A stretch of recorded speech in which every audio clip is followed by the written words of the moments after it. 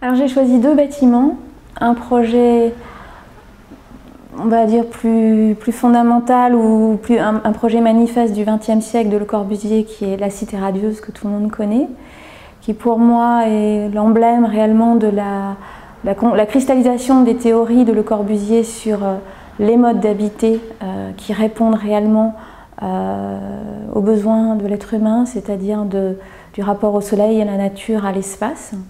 Et puis c'est un projet qui complet d'habitation, on y trouve une école sur le toit, bien sûr aujourd'hui il a été remanié, mais c'est pour moi vraiment cette cristallisation des modes d'habiter, du vivre ensemble. Et un deuxième projet qui est plus récent, de l'architecte japonais Takaharu Tezuka, qui est dans la banlieue ouest de Tokyo, qui est l'école, cette école, ce bâtiment ovale, qui est pour moi vraiment l'emblème du vivre ensemble par la genèse même du projet, puisque c'est un bâtiment totalement libre, les enfants sont libres de se déplacer, c'est une architecture organique, extrêmement pédagogique, où les enfants peuvent se mouvoir librement sur le toit du bâtiment. Et ce projet a été conçu comme une réelle liberté, c'est un espace très fluide. Et cette liberté-là, entre ciel et terre, ou entre terre et ciel plutôt, revêt pour moi aussi un emblème du vivre ensemble entre soi et le monde. Also mein Projekt wäre ein Bürgerbeteiligungsprojekt in Stuttgart, ein Projekt, das versucht, große öffentliche Räume in der Stadt wieder zurückzugewinnen, nämlich die Kulturmeile, wo wir im Augenblick sehr, sehr gute Diskussionen in allen möglichen Schichten haben. Architekten, Bürger, Fachleute, Stadtverwaltung und das eingebunden in eine große internationale Bauausstellung, die wir eben gemeinsam machen, nämlich Stadt und die ganz große Region Stuttgart. Gemeinsam mit den Architekten und gemeinsam mit den Universitäten, die wir hier in der Region haben. Von daher ist es wirklich ein ganz besonderes und ungewöhnliches Projekt, das Gemeinsamkeit als Prinzip hat. En réalité, je n'ai pas une architecture qui peut regrouper l'ensemble de cette entité, mais les architectures, les unes à côté des autres, qui constituent un espace public qui permet d'apporter un peu ce cadre pour vivre ensemble. Donc c'est pour ça que l'intégration de l'architecture, le patrimoine sont des notions fondamentales sur lesquelles l'architecture contemporaine doit pouvoir s'appuyer dessus et également s'émanciper pour constituer les nouveaux espaces de demain. Et il y a des bâtiments qui sont remarquables dans la capacité d'accueil de concitoyens, que ce soit un parking, où on a été attentif à la sécurité, aux femmes seules, aux personnes handicapées, à celles et ceux qui ont des mobilités difficiles.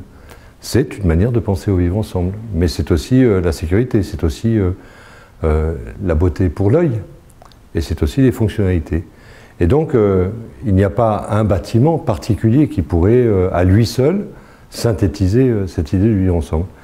Mais il y a des bâtiments qui répondent parfaitement à cela. À Thionville, nous avons eu récemment l'inauguration d'une médiathèque. Alors, on parle beaucoup des tiers-lieux, ce n'est pas forcément une expression que j'emploierais, mais cette médiathèque offre à la fois une combinaison de fonctions, centre d'art, médiathèque, lieu de convivialité avec un petit café où les gens peuvent se retrouver le matin autour d'un kiosque de presse.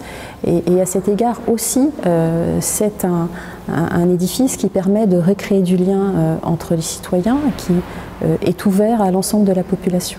La salle de concert particulièrement, parce qu'à la salle de concert, vous entourez la scène, et ensemble, parce que vous voyez un peu les autres, vous participez tous à la même cérémonie, si je puis dire, de la musique. Et vous vivez ensemble cette expérience de musique.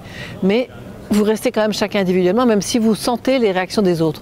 Donc il y a quand même quelque chose de partage dans cette expérience. Avoir une architecture qui peut donner l'envie aux gens de se retrouver et d'avoir des rapports et des relations humaines de proximité est complètement fondamentale. Donc c'est la nécessité d'avoir des architectes qui prennent en compte ces préoccupations-là dans leur projet et dans la conception des espaces qu'ils proposent.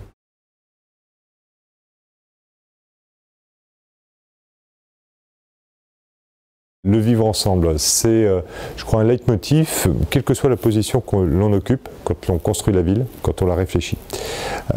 Pour l'architecte, naturellement, pour les politiques, et une ville intelligente pour moi aussi, c'est pas simplement une ville technologique, c'est une ville dans laquelle le citoyen bâtit avec, construit avec, réfléchit avec. Et c'est la base élémentaire du vivre ensemble. Je parle toujours des humains parce qu'il me semble que ce qui est important quand on fait des bâtiments, c'est que c'est pour permettre aux humains de vivre mieux. C'est la moindre des choses. Et après ça, est-ce que ce sont des bâtiments dans lesquels ils vont vivre ensemble ou est-ce qu'ils vont vivre tout seuls? Mais comme la plupart du temps, ce sont des bâtiments dans lesquels personne ne vit seul, hormis son appartement ou son logement, c'est toujours dans des endroits où il y a de l'échange, de la collaboration et du partage. Je crois que l'architecture, elle doit permettre de mieux vivre ensemble. Les architectes définissent les espaces dans lesquels nous vivons, ils créent, mais ils répondent aussi aux besoins de la population. Il y a des lieux institutionnels, il y a des lieux de pouvoir, mais il y a des lieux où l'objectif est que les gens se rencontrent. Je pense aux écoles, je pense aux bibliothèques, je pense aux lieux culturels, mais je pense aujourd'hui aux lieux qui peuvent accueillir diverses activités.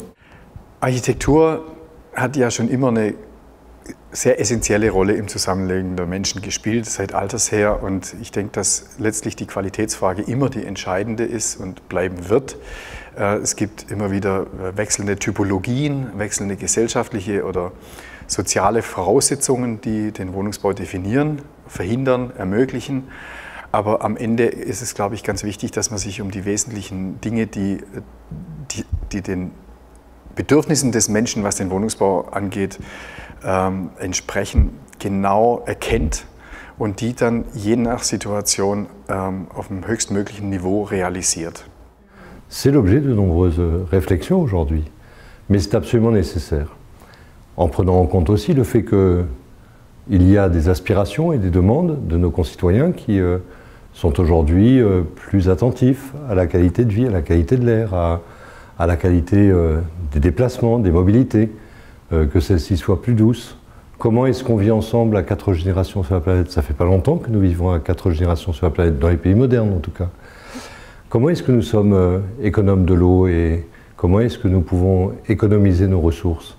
Je veux dire, ces questions sont aujourd'hui essentielles, elles sont posées aux architectes, c'est un métier difficile. Et c'est ça qui en fait en tout cas peut-être sa beauté. Das hat für mich einen sehr, sehr großen Stellenwert, weil wir natürlich selber wissen als Architekten und Stadtplaner, was wir besonders gut selber können. Aber wir wissen natürlich genauso gut, was wir nicht können und haben Neugier für Bereiche, in die wir eben weniger Einblick haben. Und das ist tatsächlich, kann alles Mögliche sein.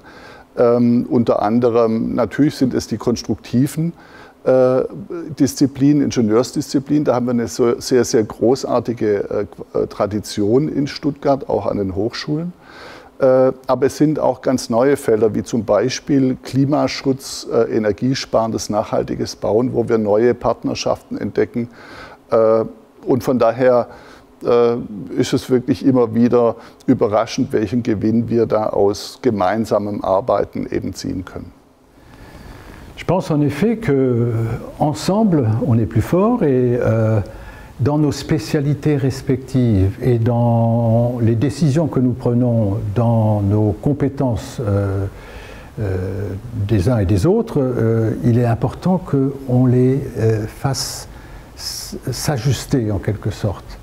Qu'on n'ait pas des domaines séparés et qu'on essaye ensuite de faire la coordination. Faisons la coordination en amont, travaillons ensemble à des projets comme celui des Deux Rives ou d'autres projets, plutôt que d'être obligés de réparer en aval. Donc soyons, je dirais, ouverts à la différence des disciplines et faisons-les converger. Ça évitera des erreurs et ça évitera d'avoir à les corriger ensuite.